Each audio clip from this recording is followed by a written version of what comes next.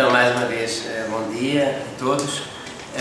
Quero-me aqui só, assim, de uma forma também o mais rápida possível, fazer uma apresentação do projeto, uma vez que, como já dissemos aqui também, estamos a apresentar uma das últimas atividades deste projeto, portanto, o Cyberbullying, um diagnóstico da situação em Portugal. Vou tentar ser o mais rápido possível e, portanto, também concentrar-me mais nos slides para não divagar e realmente conseguirmos fazer esta apresentação na hora. Ultimamente, os meios de comunicação têm vindo a dar notícias de situações muito graves relacionadas com o uso das novas tecnologias da comunicação e da informação para fins ilícitos, dentre os quais destaca a sua utilização por parte de crianças e jovens para perseguir e molestar sistematicamente colegas da escola e outros. É este o fenómeno do cyberbullying que nos trouxe aqui. Estas novas formas de violência ampliam incomensuravelmente as consequências do bullying tradicional. Também já vimos que há uma forte relação entre estes dois fenómenos. Este bullying tradicional, como sabem, tem sido estudado, tem sido e é estudado hoje em todo o mundo, sobretudo depois dos estudos pioneiros do Goebbels, nos anos 70, e de toda a sua equipe. O potencial mais destruidor do cyberbullying deve-se, essencialmente, ao facto de ser praticado em ambiente virtual e, desse modo, facilitar o anonimato dos ofensores, por ser praticado onde quer que o ofensor disponha de recursos necessários, na escola, em casa ou na rua. Portanto, não há fronteiras nem temporais nem físicas para este fenómeno. Pelo facto também de permitir que a vítima continue a receber mensagens ou e-mails onde quer que esteja, mesmo em casa, sem possibilidade de escapar ou encontrar um refúgio. E ainda por ampliar até ao infinito os observadores, em especial quando praticado na internet. Nesse sentido, pode dizer-se que se trata de um problema que afeta gravemente o clima de trabalho e o ambiente educativo e de aprendizagem que deve reinar nas escolas. Coloca em risco a saúde mental das crianças e dos jovens. Perturba grandemente o clima familiar das crianças vítimas ou dos agressores e põe em causa direitos fundamentais dos cidadãos. Em Portugal, a questão do cyberbullying começou a ser objeto de preocupações entre pais, políticos, professores e agentes da segurança, que se tem refletido em algumas iniciativas oficiais e particulares com impacto na população, como por exemplo nos sites de internet segura, como, ainda a Associação e a Ação, portanto a Associação de Apoio à Vítima, o site Miúdos Seguros na Net, etc. E várias outras iniciativas que todos os dias vêm surgindo, dado realmente a pressão causada por estes fenómenos.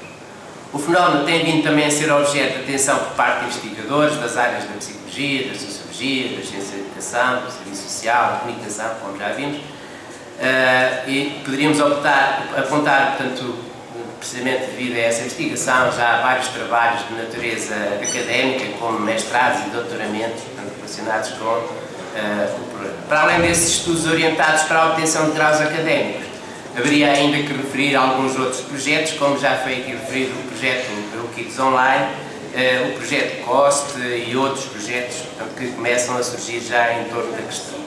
Destacamos igualmente outros dois projetos internacionais, em que temos uma parte, pelo menos, da equipa deste projeto que estamos a tratar hoje, uma parte dessa equipa tem estado envolvida e que foram projetos que tiveram, digamos, como um dos seus principais objetivos a criação de recursos para a atuação, para a formação sobre o tema, recursos esses que se traduziram em 2 manuais online e que na a última sessão da tarde serão melhor explicitados e aclarados. Aqui está um dos manuais online, portanto, que referi, e um outro, portanto, também que já tratamos. No entanto, foi no sentido de responder à falta de estudos de uma forma mais sistemática em Portugal sobre o tema que surgiu esta ideia do projeto Cyberbullying, um diagnóstico da situação em Portugal, e que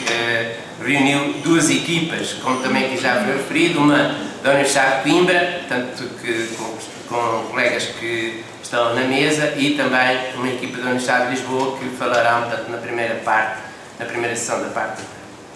O grande objetivo foi o de proceder ao diagnóstico e caracterização do problema junto das crianças e jovens de ambos os sexos a frequentar, sobretudo, o ensino básico e também o ensino secundário, inquirindo acerca da sua percepção do fenómeno, tendo em conta os contextos das grandes cidades e da província em que se situa a sua vida escolar e familiar. Neste diagnóstico, para além de procurarmos estabelecer um confronto entre os contextos, interessou-nos ainda saber quais os tipos de comportamentos agressivos mais habituais, quais as tecnologias mais utilizadas, que conhecimento possuem os inquiridos destes perigos e em que situações obtiveram esse mesmo conhecimento. De modo complementar ao trabalho anterior, inquirimos ainda jovens universitários e, sobretudo, também numa preocupação de conhecer o que se passava ao nível dos jovens universitários e que permitir-lhes fazer, de certo modo, uma retrospectiva do que aconteceu nas suas vidas escolares anteriores ao processo, ou à situação universitária, e também, por outro lado, para, com esses materiais, podermos construir o instrumento base da segunda fase do projeto, que foi um questionário, portanto, aplicado depois nas escolas, no ensino básico e secundário. Como já disse, o projeto teve, de facto, duas fases. Uma primeira fase foi o estudo exploratório e construção de instrumentos, e a segunda fase, portanto, a fase do estudo definitivo, que é uma fase que está, neste momento, portanto, a acabar. Não vou explicar aqui muito o que se passou na primeira fase, só dizer que, de facto, elaborámos um questionário que foi passado a 339 adolescentes de escolas, 7 escolas aqui da zona de Lisboa e da zona de Coimbra. Portanto, os resultados foram trabalhados, deram origem também a algumas publicações, mas o objetivo principal era, com esses mesmos materiais, com esses mesmos resultados, elaborarmos um questionário, portanto, que diremos portanto, definitivo, e que foi, de facto, o centro da atividade da segunda fase. Esta segunda fase, portanto, o objetivo geral desta fase seria fazer, de facto, este diagnóstico da situação numa amostra bastante alargada e também numa população estendida no universo do território português, tudo no continente, e com a colaboração excelente de vários professores que tinham, aliás, sido nossos formandos num outro curso, que também falarei na sessão final de tarde, um curso online, portanto, que designámos por violência e gestão de conflitos na escola. Esses mesmos nossos formandos foram também, de alguma forma, instruídos no sentido de fazerem a aplicação como queríamos do questionário, e isso permitiu-nos alcançar uma amostra de cerca de 3.525, para ser mais certo, 3.525 alunos, em 23 agrupamentos de escolas distribuídas por 9 distritos do país. Tentámos ainda avançar mais no número de distritos, mas não conseguimos, não nos foi possível.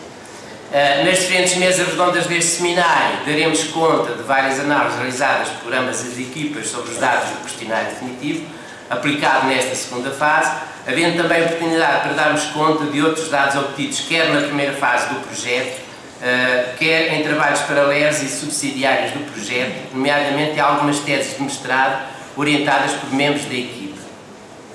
Agradecemos a presença de todos, o apoio prestado pelas diversas entidades, neste caso a FCT, a Faculdade de Psicologia e Ciências da Educação da Universidade de Coimbra, a Faculdade de Psicologia de Lisboa, o Instituto também de Educação e outras entidades, como o 620, portanto, a colaboração dos professores e diretores das escolas, onde o questionário foi passado, a colaboração e disponibilidade dos professores que nos auxiliaram na aplicação do mesmo. Agradecemos também a toda a equipa que secretariou este evento e que, de alguma forma, também, aqui eu recordo as pessoas que já nos apoiaram em evento semelhante. Como eu já disse, este é o segundo seminário que organizamos, digamos, com materiais idênticos, embora com dados renovados, porque o trabalho portanto, da análise dos dados continua a ser feito e também já disse que o projeto termina oficialmente no dia 11 de novembro, mas há muito material que vai ser ainda trabalhado posteriormente ao projeto, que nós queremos ir um minuto. Pronto. Continuação de um bom trabalho. É que temos que ser mesmo rigorosos na gestão do tempo, porque senão depois não há espaço para a audiência fazer questões. Trata-se de um seminário também para debater. Portanto, eu pedi agora, agradeço ao professor João Amado esta apresentação e pedi à professora Ana peço desculpa. Amanda Matos, para fazer a sua apresentação em 10 minutos, se possível.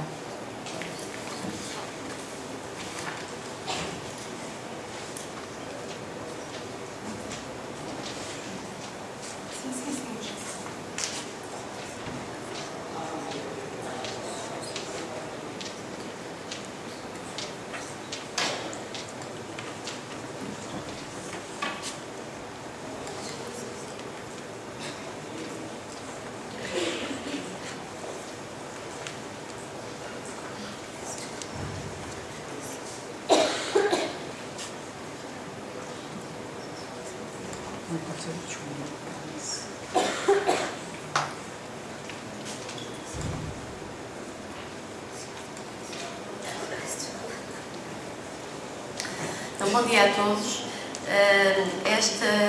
Esta nossa intervenção tem por objetivo fazer aqui uma apresentação de alguns dados mais globais de caracterização do cyberbullying em Portugal. Portanto, eu vou começar por referir aqui alguns dados relativamente a uma primeira parte que diz respeito à vitimização, e depois a minha colega Cristina Vieira fará a apresentação dos resultados que obtivemos relativamente a uma segunda parte do instrumento que utilizamos, que incidia sobre as situações de agressão, de perpetração de cyberbullying. Vou fazer um breve enquadramento, porque de facto temos pouco tempo e penso que vamos falar sobre este tema e das suas características ao longo do dia, dos objetivos do estudo, da metodologia que seguimos, e depois então apresentaremos alguns resultados que obtivemos com as análises feitas até agora. A relevância deste projeto, como já foi aqui referido, e da abordagem deste tema, está obviamente relacionada com o cenário comunicacional atual, e com o uso crescente dos médias, das tecnologias da informação e da comunicação por todos, mas em particular pelas crianças e pelos jovens. E este caminho de crescimento, de generalização do uso das TIC, digamos que confluiu, convergiu com o bullying tradicional, de forma tal que temos hoje um novo problema, o problema do cyberbullying, que, como aqui foi referido, diz respeito ou consiste em qualquer comportamento que é manifestado através de meios eletrónicos ou digitais e que, com a intenção de fazer mal ou causar incomodidade a terceiros.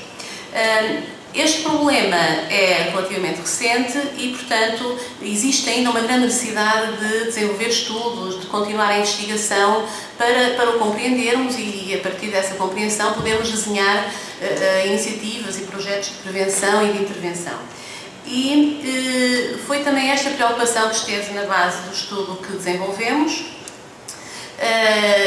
que teve como primeiro objetivo caracterizar o problema em termos de prevalência e tipos de cyberbullying, portanto modalidades de cyberbullying, analisar a sua associação com fatores demográficos, como a idade e o sexo, e também caracterizar algumas estratégias que são usadas pelos envolvidos para lidar com a situação. Em termos de metodologia, os participantes do nosso estudo são, então, 3.525 adolescentes de 23 agrupamentos de escolas e escolas distribuídos por várias regiões do país. E contamos, como disse o professor João Amado, com a colaboração dos formandos, em particular dos formandos de um curso implementado na Universidade de Coimbra, para nos ajudar a aplicar estes questionários em sala de aula, após, obviamente, termos obtido as necessárias autorizações. Qual foi o instrumento que utilizamos? Um questionário que elaboramos também com base numa primeira fase do projeto, num estudo exploratório que desenvolvemos, e que tem 4 partes diferentes. Uma primeira incide sobre o uso das TIC, uma segunda sobre as situações de vitimização, e que perguntamos se durante o último ano, portanto especificamos um período, foram vítimas de cyberbullying, e depois várias perguntas associadas a esta. Uma terceira parte, perguntamos se durante o último ano agrediram, portanto perpetraram cyberbullying, e finalmente há ainda uma parte final do questionário em que, portanto, a nossa preocupação foi saber qual a opinião deles sobre a quem pedir ajuda. Portanto, o que fazer nestas situações e, para além disso, há ainda dados relativamente às relações familiares e à escola que vão ser também apresentados ao longo do dia. Estes participantes dividem-se de uma forma muito equilibrada pelos 2 sexos e pelos 3 anos de escolaridade, como podemos aqui ver. Em termos de idades, a média é de 13 anos, 6, e no 6º ano de 11.2, no 8º 13.2 e no 11º ano 16.4. Vamos então à primeira questão, se durante o último ano foram vítimas de cyberbullying. Quais foram os dados que obtivemos? Portanto, esta é a questão que apresentamos no questionário e em que pedimos aos participantes que indiquem a frequência com que foram vítimas durante o último ano. Quando analisamos as respostas e tentamos ver, em termos de variável dicotómica, os que disseram que sim e os que disseram que não foram vítimas, o que encontramos foi uma taxa de prevalência de 7,6% de vítimas.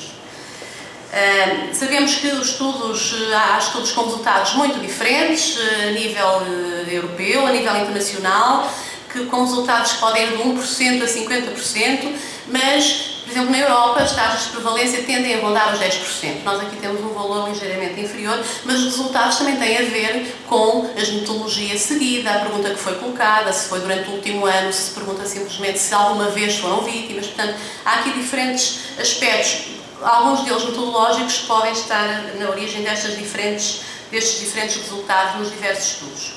O que vemos aqui é que aqueles que disseram que sim, portanto, encontramos uma percentagem mais elevada no cyberbullying que acontece com menos frequência, como vemos aqui 5%, aqueles que dizem que foram vítimas cerca de 1 a 4 vezes por ano. E depois vai diminuindo, de facto, a percentagem dos participantes que disseram que foram vítimas.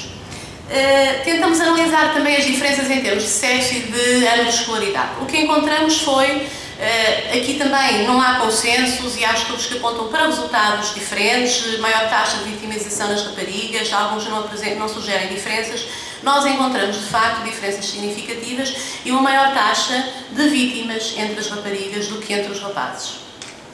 Em termos de anos de escolaridade, e um pouco estes resultados até vão ao encontro do que foi aqui apresentado pela professora Cristina Ponte, verificamos também diferenças em termos de anos de escolaridade e uma maior taxa de prevalência nos alunos do 11º ano, que, como vimos anteriormente, a média etária é 16, 16.4.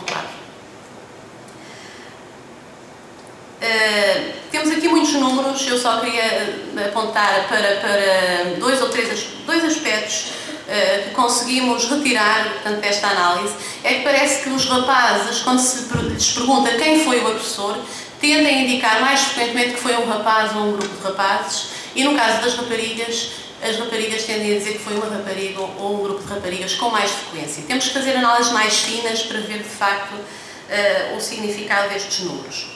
Depois há a questão de quem são os agressores, se são conhecidos, não é? Aqui vemos que 27,6% no canto inferior direito dizem que não conhecem, não sabem quem foi.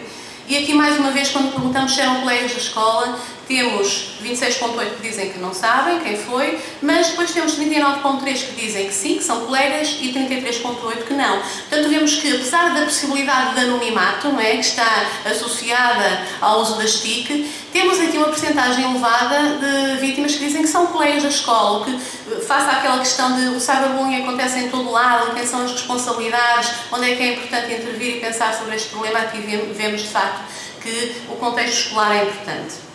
Em termos de meios utilizados para perpetrar o cyberbullying, aparecem os canais de comunicação mais utilizados, são os websites, são os indicados por uma maior percentagem de participantes no estudo.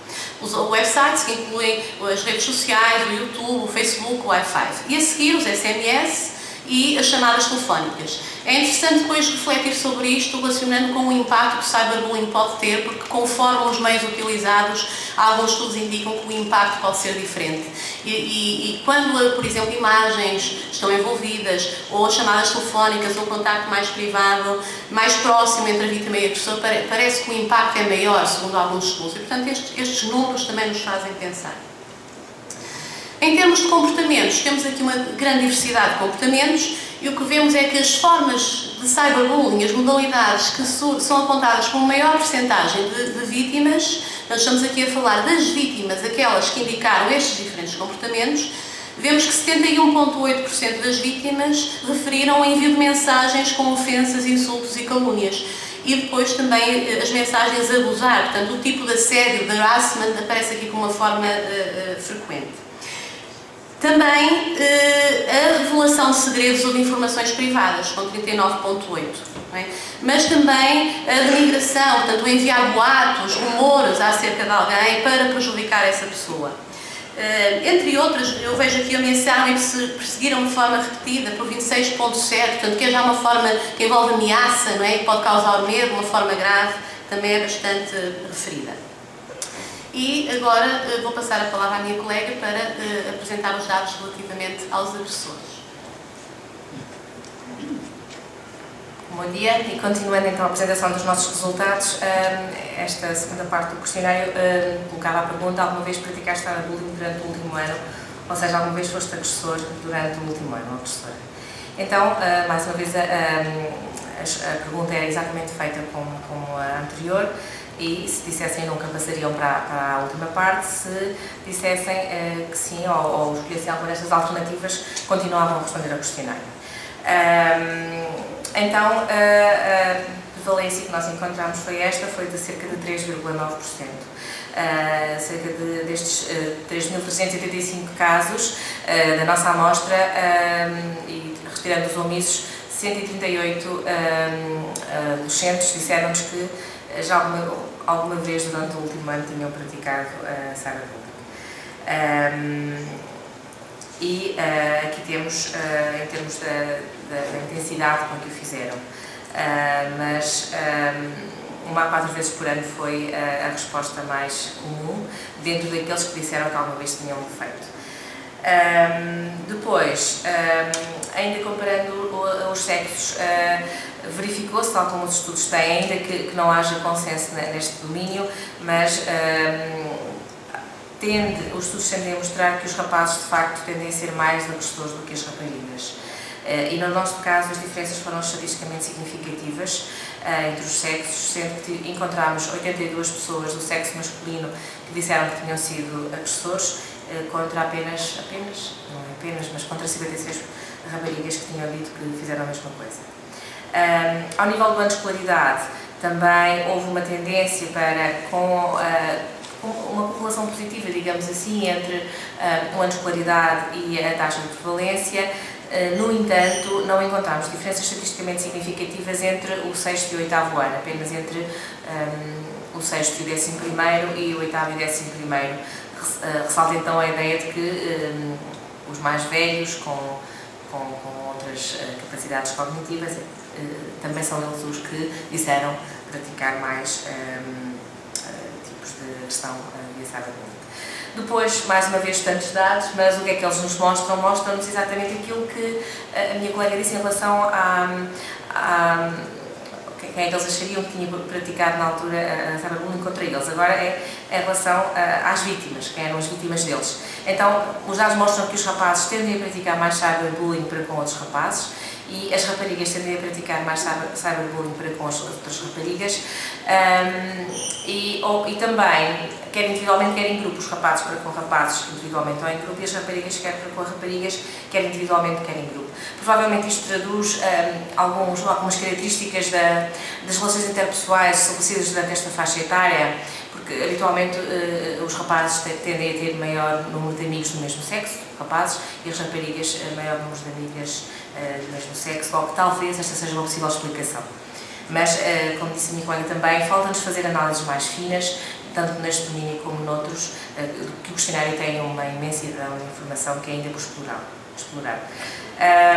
Quando lhes perguntámos se eles sabiam se a vítima era a colega de escola, obviamente eles sabiam quem era a vítima. 10 não nos responderam, mas o sim foram 72 casos e o não 58, ou seja, aqui houve uma tendência, mais uma vez, para que as vítimas, os alvos da agressão, fossem os colegas de escola. Se tinhas alguma relação pessoal com a vítima que agrediste? Sim, não, 88,7%, mas em 54,29% dos casos os agressores tinham uma relação pessoal com a vítima. Fizeste em grupo ou sozinho? Aqui as respostas são muito parecidas, mas ressalta a ideia de que também foram praticados em grupo estes atos. 47,86% contra 43,57%. Quais foram os mídias usados para praticar a questão contra o outro? Mais uma vez destacam-se os websites, como o Wi-Fi, o YouTube, o Facebook, depois as SMS, as mensagens, as chamadas telefónicas e os chats. Obviamente que há aqui como que uma reprodução daquilo que vimos atrás, as mesmas estratégias utilizadas pelos agressores para as suas vítimas são agora, ou seja, que as vítimas sofreram pelos seus agressores são agora utilizadas por estes alunos que dizem ser agressores para com as vítimas deles. Os tipos de comportamento dos agressores. Mais uma vez aqui a perseguição, espalhar os boatos, mas mais comum foi enviar mensagens a gozar. Também pode ter muito a ver de facto com a faixa etária que estamos a considerar, provavelmente em idades mais jovens ou em alunos mais velhos encontraríamos outro tipo de resultados, mas ou enviar mensagens a gozar, ou enviar mensagens com ofensas, insultos e calúnias e revelar segredos da vida privada e também excluir neste caso as vítimas de grupos online, de jogos online. Estas são algumas das estratégias mais utilizadas pelos agressores para praticarem cyberbullying sobre as suas vítimas. E então eu vou passar agora também esta parte à minha colega Amanda Matos. Só para terminar, algumas ideias sobre as respostas que obtivemos quando perguntamos a estes alunos o que é que eles fizeram perante a situação e também a opinião sobre a quem é que devem pedir ajuda às vítimas numa situação de cyberbullying. O que verificamos, temos aqui diferentes estratégias, portanto uma grande diversidade, algumas delas mais sociais, assentes no pedido de ajuda, outras e referidas também por um número elevado de alunos mais cognitivas. Temos, por exemplo, falei com a pessoa e pedi para pararem, ou passei a ter mais cuidado, referidas por 30% destes alunos. Mas também temos estratégias mais tecnológicas, como o bloquear ou excluir o contacto, referidas por 38,9%, o alterar os dados por 13,7%, apagar as mensagens, fotos e vídeos, portanto, também referidas por um número elevado de alunos. Eu agora gostaria de focar aqui a atenção, também já agora referir que temos aqui algumas estratégias de retaliação, não é? de agressão, fazer o mesmo, agredir fisicamente quem fez isso, com percentagens mais baixas, não é? Estratégias que são apontadas, não é, na literatura como sendo menos eficazes e desaconselháveis. Agora, temos aqui um conjunto de estratégias assentes no pedido de ajuda, estratégias sociais para lidar com o cyberbullying, o dizer aos pais, o dizer aos amigos, o dizer aos professores. E o que é que nós vemos? Quando nos perguntamos o que fizeram, temos uma percentagem mais elevada de alunos que disse aos amigos, com 35,9%. 27% disseram que contaram aos pais. E aos professores apenas 9,3%. Esta é uma tendência que surge nos diversos estudos que têm vindo a ser realizados, ou seja, a tendência é para se contar primeiro aos pais, aos amigos e só depois aos adultos.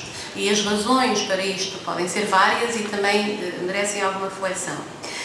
No entanto, a seguir nós perguntamos, na parte final do questionário, a quem é que as vítimas devem pedir ajuda. E os resultados são bastante diferentes. Portanto, aqui o que nós vemos é que estes alunos dizem, já o total dos alunos, que 89,7% dizem que se deve pedir ajuda aos pais, dizer aos pais. Em segundo lugar, aos professores. E os colegas surgem em quarto lugar, com 23,2%. Portanto, aparece a polícia em terceiro lugar. Portanto, uma coisa é, vemos que de facto as vítimas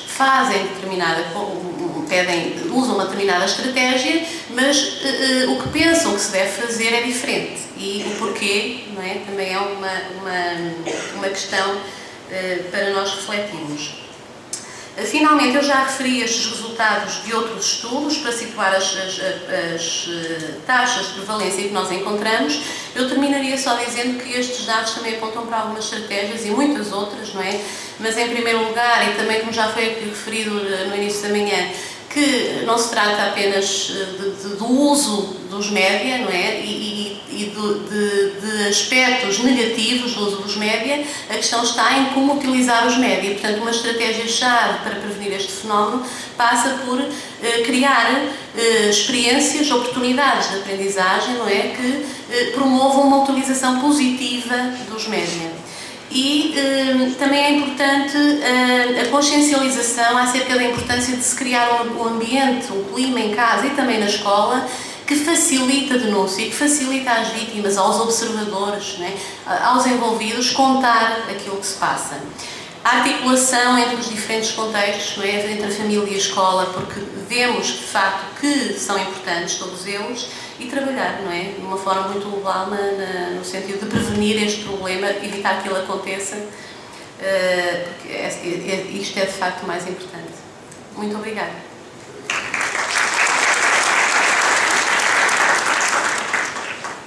Eu agradeço as comunicações muito interessantes, com dados que eu acho que são interessantes depois discutir, da professora da Armanda Marques Cristina Vieira, e também o criterioso gestão do tempo que lhes foi dado, que é muito importante. Eu então passava a palavra à professora Teresa Pessoa, a quem agradecia também que fizesse uma comunicação de 10 minutos para termos tempo para debater.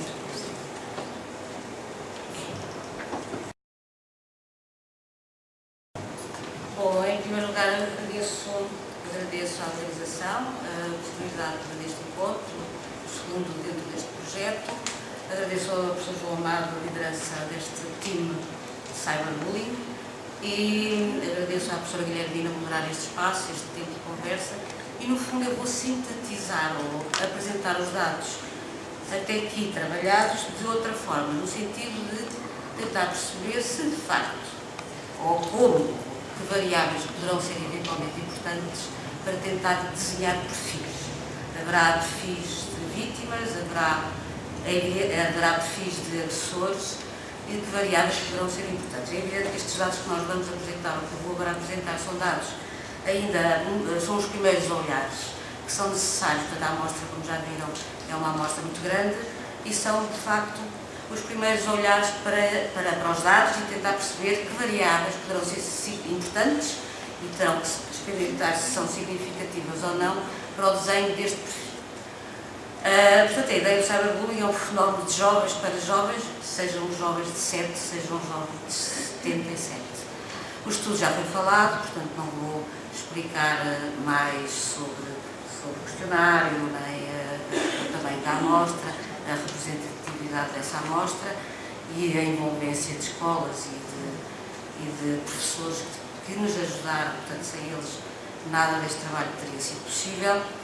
E vou organizar, portanto, no fundo, apresentar alguns dos dados que já foram apresentados, mas de outra forma, no sentido de esquematizar o perfil, ou tentar perceber o perfil da vítima e o perfil, portanto, como já foi dito, a prevalência das vítimas é 7,6, também já foi dito que este valor varia conforme o estudo e mesmo às vezes conforme as condições em que os questionários são passados, no momento, etc. Tudo isso são contextos de facto importantes também. Sabemos que a vítima, neste caso no nosso trabalho, é uma vítima que tem sido vitimizada 1 ou 4 vezes por ano, portanto já falámos também nisto.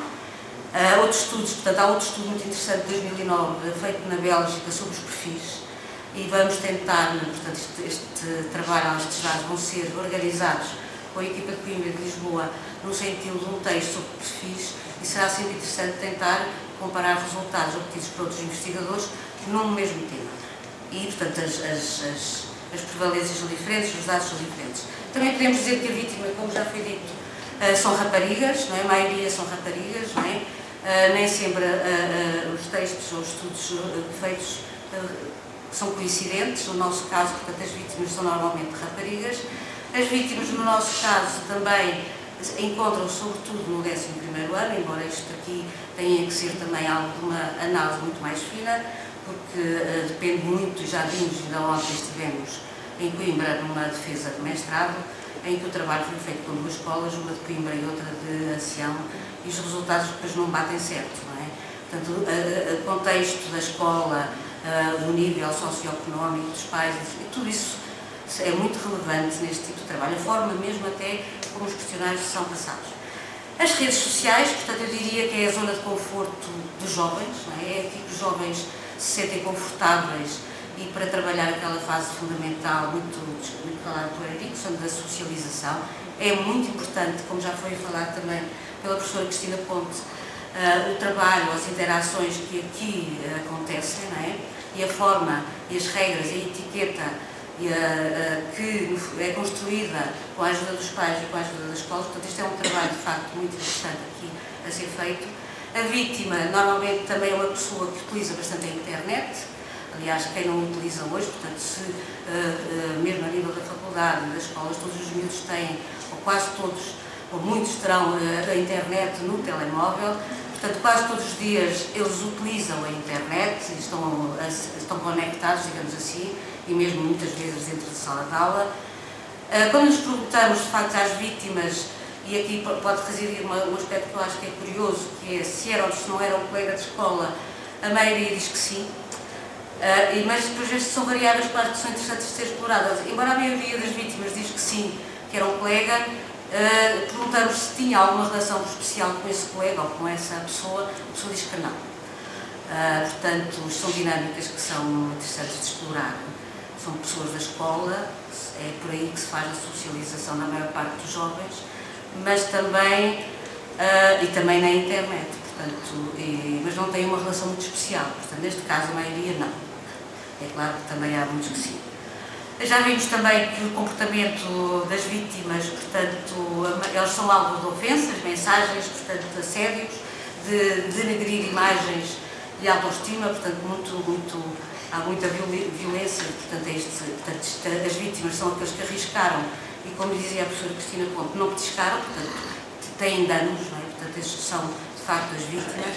Eu diria que os sentimentos das vítimas, e aqui também acho que é um aspecto curioso, a tristeza, o medo, a vontade de vingança. Eu acho que esta questão da vontade de vingança é muito interessante, ou não é, mas quer dizer, é um aspecto que depois, no estudo até de ontem, que trabalhámos, portanto, ou que a defesa de mestrado de ontem, acabámos por, naquela amostra, tirar alguma hipótese de ilação, que carece, é evidente, de análise estatística apropriada, mas tentar que estas vítimas que sentem vontade de vingança poderão ser os potenciais agressores, não é? E naquele caso parece que sim. Eu acho que é um aspecto que é muito importante de trabalhar, e até em termos da psicologia, trabalhar muito estas relações e estas dinâmicas dentro da turma. Depois, a percepção dos motivos pelas vítimas falta a inveja, não é? Portanto, por um lado, inveja, ciúmes, e, portanto, isto às vezes as relações amorosas e às vezes as relações académicas, a competição, o ambiente altamente competitivo que todos vivemos hoje em dia, pode ser também um motivo ou um fator a explorar nestas dinâmicas e nestas relações menos saudáveis, digamos assim. Para além da diversão, não é? Eles também sentem, isto é curioso, porque se compararmos com os agressores, há muita diversão, faz-se muito isto porque não há mais nada para fazer, o que também acho que é, de facto, complicado. Os agressores também, já como vimos, portanto, são menos, portanto, são eu não sei se serão menos, não é? Eu diria que há menos confessos, não é? Portanto, há outros estudos também sobre isto. Os rapazes são habitualmente aqueles que se confessam mais agressores, como sendo mais agressivos. Não sei se isto não carece também de uma exploração mais fina, digamos assim. O 11º ano continua a ser, como também já foi aqui referido, aquele onde acontece, ou pelo menos onde é confessada a maior agressão. As redes sociais, lá está, uma zona de conforto por diversas características para jovens, não é? E por isso mesmo carece de ser trabalhada de forma séria com jovens e famílias. São crianças, jovens que utilizam muitas vezes a internet, estão muitas vezes conectados todos os dias, a toda a hora, com certeza. Os agressores também foi perguntado, portanto, estes dados aqui normalmente dizem que não é colega de escola, portanto, não há diferenças, eu não sei se há, portanto, eu não fiz esse trabalho, mas aqui 37,3% diz que não foi colega de escola e que também não tinha relação pessoal ou tinha relação pessoal. Bom, isto aqui acho que, pelo menos da minha parte, senti que tem que ser trabalhado e explorado de uma forma mais acentuada. O assédio e espelhar boatos e denegrir, portanto, são os comportamentos, de acordo até com a tipologia que já está negociada em termos científicos para este tipo de comportamentos, são, digamos assim, os comportamentos que foram mais falados. Quanto aos sentimentos dos agressores, lá está, o que é que eles sentem que a vítima sentiu? Os agressores dizem que a vítima terá sentido vontade de vingança, humilhação, etc. Que é algo que as vítimas dizem que confessam realmente também que sentiram. Portanto, isto aqui não deixa de ser... Alguns sentem culpa, mas poucos, não é? Depois, sentimentos dos agressores. E isto aqui também é, de certa maneira, preocupante, não é? Embora haja alguma indiferença, a maioria sentem prazer, satisfeitos, divertidos. E penso que isto merece, de facto, uma reflexão. Para já, um estudo mais fino e depois uma reflexão sobre esta parte do prazer e desta zona de conforto e o que é que se passa aqui, o que é que os jovens, de facto, aqui procuram. Quais são os motivos, mais uma vez? São estes motivos de matar o tempo, digamos assim, de divertir, pisar riscos, de arriscar, prazer do desafio, simplesmente. Não sei, bom, eu acho que este tipo de explicação carece, de facto, de um estudo mais qualitativo e estudos de caso mais pormenorizados que vale a pena explorar. Se tentássemos sintetizar ou fazer um boneco, portanto, as vítimas seriam raparigas, as histórias acontecem com elas no 11º ano, colegas de escola, mas sem relações específicas, muitas vezes, portanto, usam a internet várias vezes, a zona de conforto deste comportamento são as redes sociais, assediar, denegrir, sentem tristeza, raiva, vontade de vingança, não é? E sentem que foram alvo de invejas, de ciúmes, imaturidades e diversões. O agressor é rapaz, usa a internet também, a zona de conforto para comportamento agressivo são as redes sociais também e, portanto, lá está, sentem-se satisfeitos, aliviados. Portanto, eu, por acaso, fez-me confusão esta palavra, de sentirem-se aliviados e, muitas vezes, até indiferença perante tudo. Quer dizer, que eu acho que isto é mais complicado, não é? Fazem esta indiferença, choca. Para nós choca, não é? Para eles, pronto. E fazem-no por diversão e por brincadeira. Portanto, eu acho que é evidente que tudo isto carece, como eu disse, de um trabalho mais, uma análise fina e explorar mais tudo isto, mas pronto, foi uma primeira análise que eu fiz.